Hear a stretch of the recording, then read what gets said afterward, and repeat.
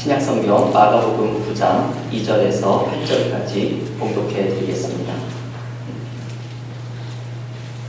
엿새 후에 예수께서 베드로와 야고보와 요한을 내리시고 따로 높은 산에 올라가셨더니 그들 앞에서 변형되사 그 옷이 광채가 나며 세상에서 빨래하는 자가 그렇게 희귀할 수 없을 만큼 매우 희어졌더라.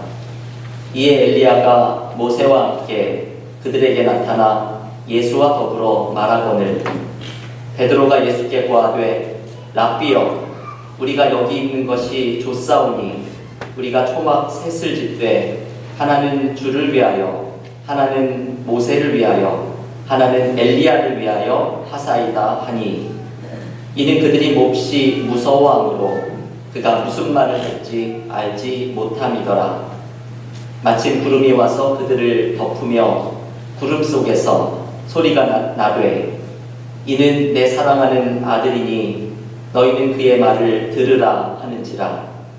문득 둘러보니 아무도 보이지 아니하고 오직 예수와 자기들 뿐이었더라. 베드로의 삶을 묵상하고 있는 베드로 묵상 6번째 시간입니다. 올해 우리 교회의 표어가 은혜가 우리를 양육하리라 디도서 2장 11절과 12절의 말씀인데요. 이 주제를 가지고 베드로를 묵상을 하면서 베드로의 삶을 어떻게 은혜가 양육하고 이끌어갔는지를 함께 묵상을 하고 있습니다. 이번 베드로 연속 설교에서는 그래서 모든 설교의 제목에 은혜라는 단어가 들어가고 있죠. 은혜가 어떻게 베드로를 찾아왔고 은혜가 어떻게 베드로의 문제를 회복시켰고 은혜가 베드로에게 어떤 사명을 주었고 그러나 베드로는 어떻게 은혜를 시험하고 통제하려고 했는지 우리가 지난 5번의 시간을 통해서 함께 묵상하였습니다. 베드로의 이러한 모습은 우리의 신앙생활의 모습을 그대로 보여주죠.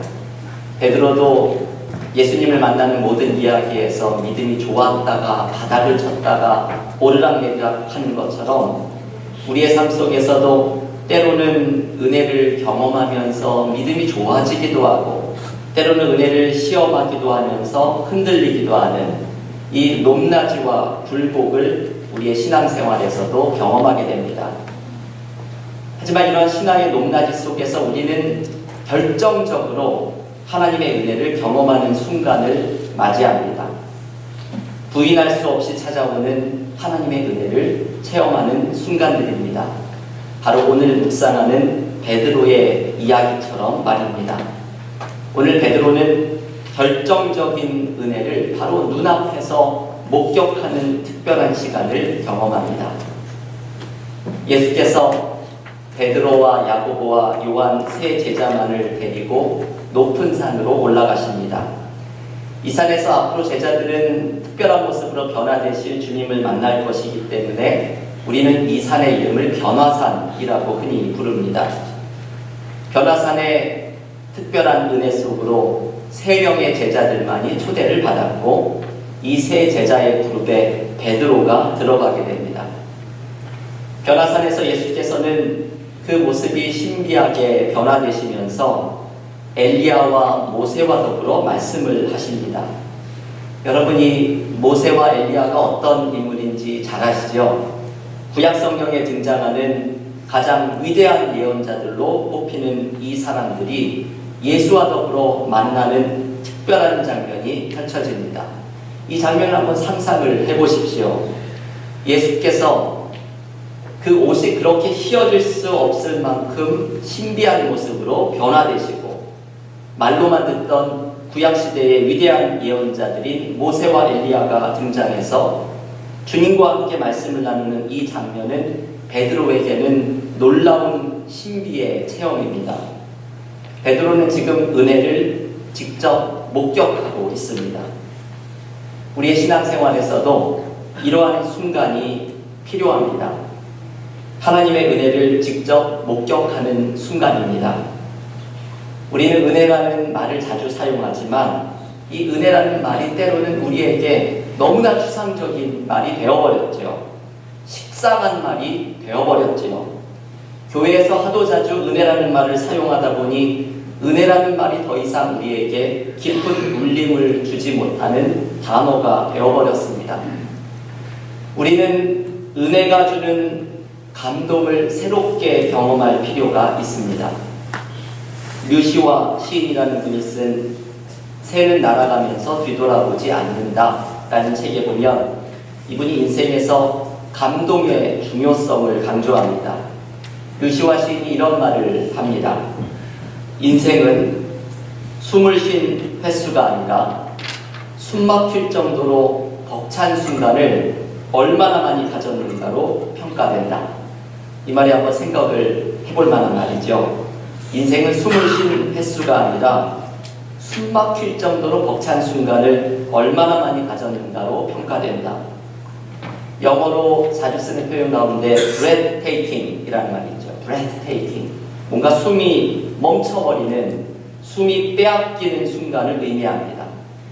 우리는 너무나 아름다운 것을 보거나 너무나 감동적인 것을 경험하면 숨을 제대로 쉬지 못할 정도의 감격을 경험합니다. 인생은 때로 숨을 쉬는 순간이 아니라 숨을 쉬지 못하는 순간들 속에서 삶을 살아가는 힘과 의미를 발견해가게 됩니다.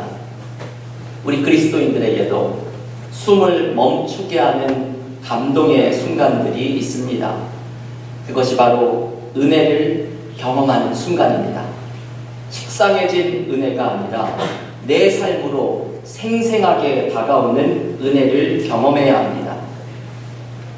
베드로가 은혜를 목격했던 이 변화사는 우리에게는 하나의 상징적인 공간입니다. 우리는 모두 베드로처럼 은혜를 생생하게 목격해야 하는 변화산을 가지고 있습니다. 우리가 저마다 은혜를 체험해야 하는 변화산은 어디입니까? 이 변화산은 우리의 가정일 수도 있고 우리의 일터일 수도 있고 나를 고통스럽게 하는 삶의 문제일 수도 있고 나를 힘들게 하는 깨어진 인간관계일 수도 있습니다. 저마다의 변화산이 어떤 곳이든지 우리는 나의 변화산에서 생생하게 찾아오시는 하나님의 은혜를 직접 경험해야 합니다. 지난주에도 제가 소개를 해드렸던 김유한 목사님의 지렁이의 기도라는 책에서 이분이 한 신앙인의 이야기를 간증으로 소개해 줍니다. 믿음이 좋으셨던 한 교우께서 친구들과 함께 대만의 한 바닷가에 놀러가게 되었습니다. 이분이 바다 쪽으로 길게 뻗은 방파제에서 사진을 찍고 있다가 한 관광객의 부탁을 받고 이 관광객의 사진을 찍어주게 되었는데 이분이 좀 구도를 잘 잡아보겠다고 뒷걸음질을 치다가 그만 바다에 빠져버리고 말았습니다. 이게 순식간에 벌어져서 너무나 놀란 데다가 수영도 못하는 분인지라 이분은 물속에서 잠시 허우적거리다가 그대로 바닷속으로 빠져들어가기 시작했습니다. 절체절명의 순간에 이분이 자신도 모르게 큰 소리로 주여! 라고 외쳤습니다. 그때 갑자기 이 발밑에 무엇이 닿는 것 같은 것이 느껴져서 발을 뻗어보았더니 바위가 느껴졌습니다. 그래서 그 바위에 올라서서 물 밖으로 간신히 고개를 내밀고는 살려달라고 외치기 시작을 했습니다. 다행히 사고 신고를 받고 재빠르게 출동했던 경찰이 이 물 밖으로 고개가 나오니까 이 사람을 발견하고는 구조가 되었습니다. 이분이 구조를 받고 정신을 차린 다음에 경찰에게 고맙다고 인사를 하면서 마침 그 자리에 바위가 있어가지고 망정이지 그렇지 않으면 벌써 죽었을 것이라고 이야기를 했습니다. 그러자 경찰이 깜짝 놀라면서 무슨 말이냐, 이 지역은 바위가 일체 없는 지역이다 의아해 했습니다. 이 말을 이 교우께서 들으면서 주님이 도와주셨다는 것을 깨닫게 되었습니다. 자신이 위급한 상황에서 주님을 찾았더니 주님이 친히 바위가 되어주셔서 자신을 구해주신 것이라고 간증을 하였습니다. 이 이야기를 소개해주는 김요한 목사님은 이분의 인품을 보아서 결코 이야기를 지어낼 뿐은 아니라고 이야기를 마칩니다. 여러분, 이분은 참 신비한 경험을 한 것이죠.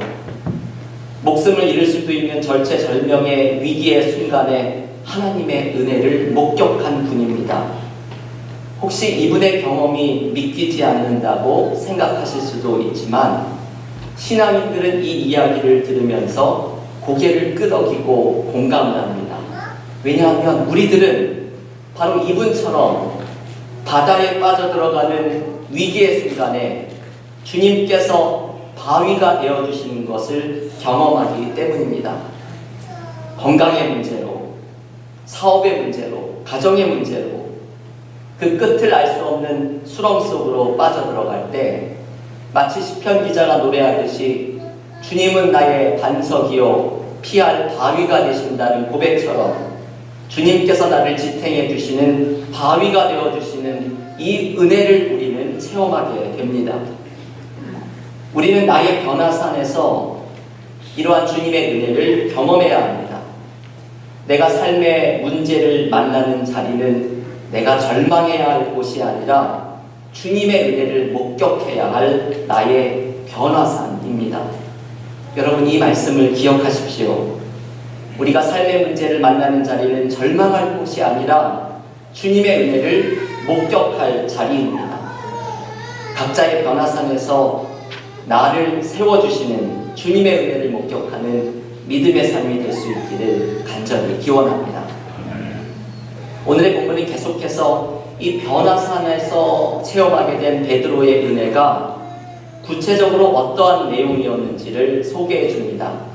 오늘 본문 마가복음 9장 7절의 말씀인데요. 우리 이 말씀을 한번 같이 읽어보실 텐데 우리 주보 앞에도 있는 요절의 말씀 마가복음 9장 7절 함께 읽겠습니다. 마침 구름이 와서 그들을 덮으며 구름 속에서 소리가 나되 이는 내 사랑하는 아들이니 너희는 그의 말을 들으라 하는지라. 네. 여러분, 이 음성은 하늘에서 들려오는 음성입니다. 하나님께서 들려주시는 이 음성에는 두 가지의 말씀이 담겨 있습니다. 첫째는 이는 내 사랑하는 아들이라 하는 말씀입니다. 하나님께서 변화산 위에서 변모된 예수님을 향해서 이는 내 사랑하는 아들이라 말씀합니다. 저는 이 말씀을 읽고 묵상할 때마다 주님이 세례 때 들었던 말씀과 같은 내용이죠. 언제나 저는 이 헨리 나우엔이라는 사람이 생각이 납니다. 20세기의 위대한 명성가로 알려져 있는 헨리 나우엔은 이 말씀, 이는 내 사랑하는 아들이라 이 말씀을 묵상하면서 이것은 예수님만 들어야 할 음성이 아니라 우리 모두가 들어야 할 말씀이라고 강조합니다. 하나님은 우리 한 사람 한 사람을 향해서 너는 내가 사랑하는 아들, 딸이다 말씀하십니다. 우리의 인생에 가진 과제는 삶의 모든 순간에 하나님께서 나를 얼마나 사랑하시는지를 느끼고 경험하는 것입니다. 하나님의 사랑을 경험하는 것이 바로 은혜입니다. 여러분, 은혜 가운데 가장 큰 최고의 은혜는 하나님이 나를 얼마나 사랑하시는지를 경험하고 이 사랑 가운데 머물러 있는 것, 이것이 우리가 경험하는 최고의 은혜입니다. 이재철 목사님이 사도행전 속으로라는 책에서 소개하는 한 이야기가 있습니다. 어떤 여성이 독실한 기독교 가정으로 시집을 가게 되었습니다.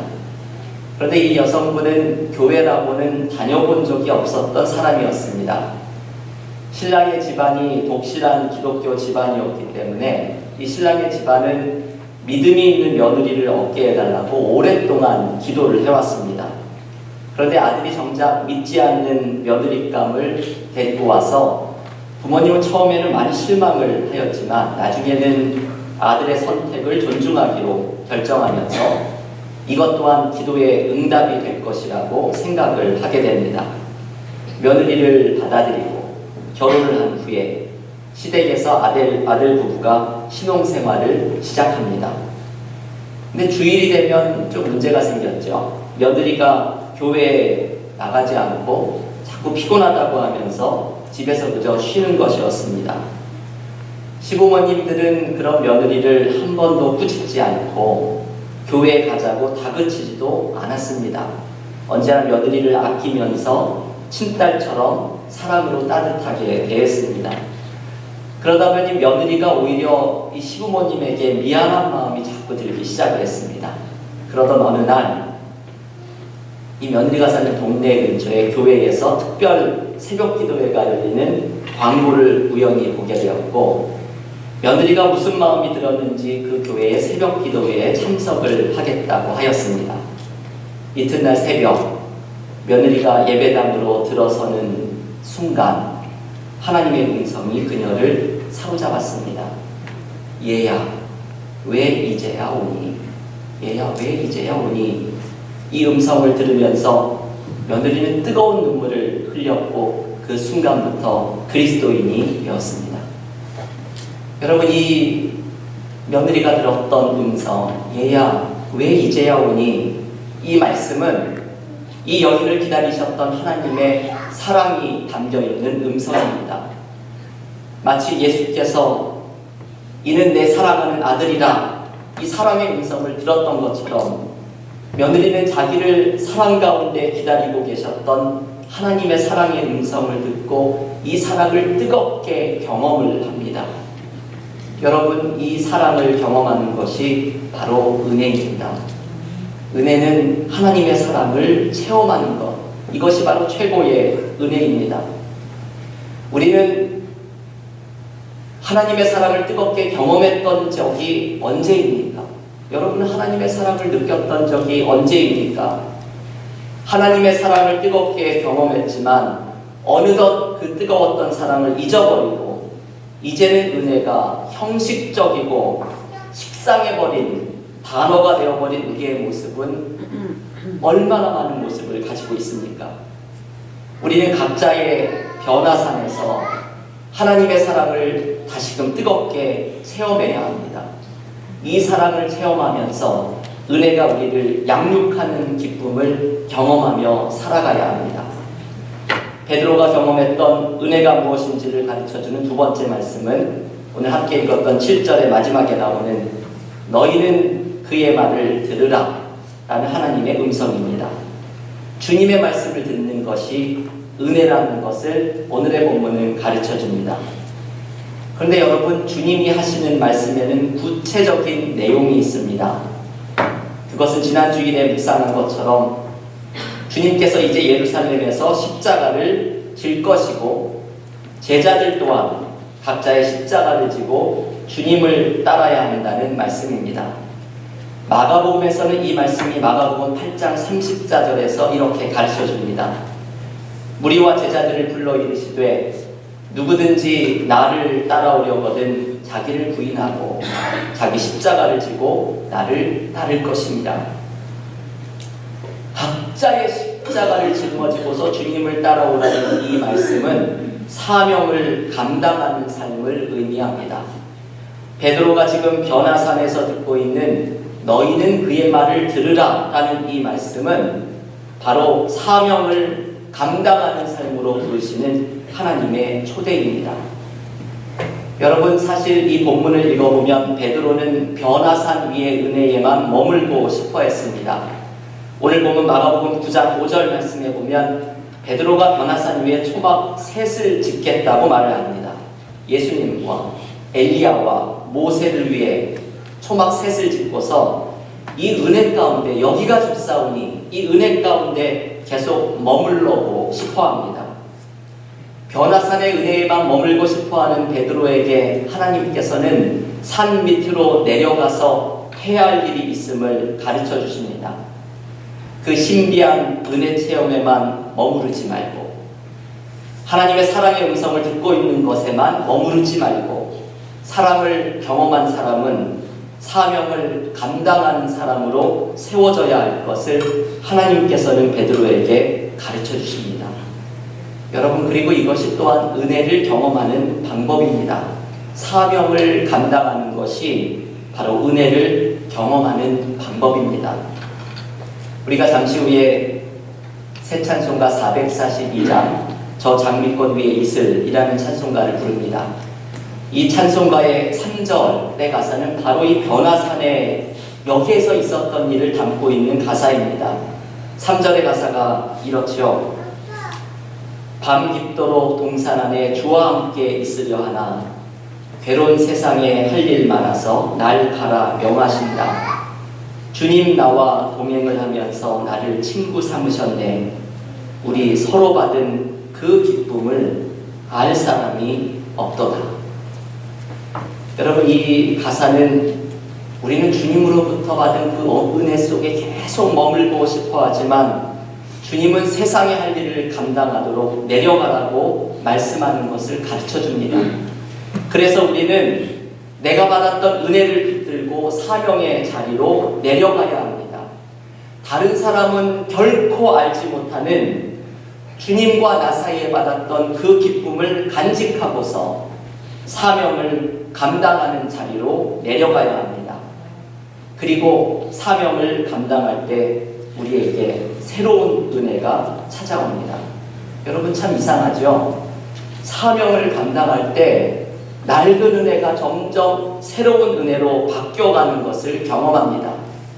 은혜를 체험한 사람은 사명을 감당하는 사람으로 세워져야 합니다. 주님의 사랑을 느끼면서 영성이 깊은 교회가 된 공동체는 세상에 나가 사명을 감당하면서 새로운 은혜를 체험하는 세상을 위한 교회로 세워져야 합니다. 이것이 우리 교회에 주신 하나님의 비전의 말씀이기도 합니다. 교회 여러분, 오늘 베드로의 이야기를 묵상하면서 나의 삶으로 찾아온 은혜를 사모하는 마음을 가지십시오. 여러분 각자의 변화산에서 은혜를 목격하십시오. 주님이 나를 지탱하는 바위가 되셔서 나를 세워주시는 은혜를 목격하십시오. 주님의 사랑을 경험하는 것이 최고의 은혜라는 사실을 경험하십시오. 사명을 감당할 때 새로운 은혜가 나를 찾아오는 것을 또한 경험하십시오. 삶의 문제와 아픔이 있는 우리 각자의 변화산에서 주님의 은혜를 목격하고 주님의 사랑을 뜨겁게 체험하고 사명을 감당할 때 새로운 은혜를 경험하는, 은혜가 우리를 양육하는 기쁨을 누리는 우리 모두가 될 수 있기를 주님의 이름으로 축원합니다. 기도하겠습니다.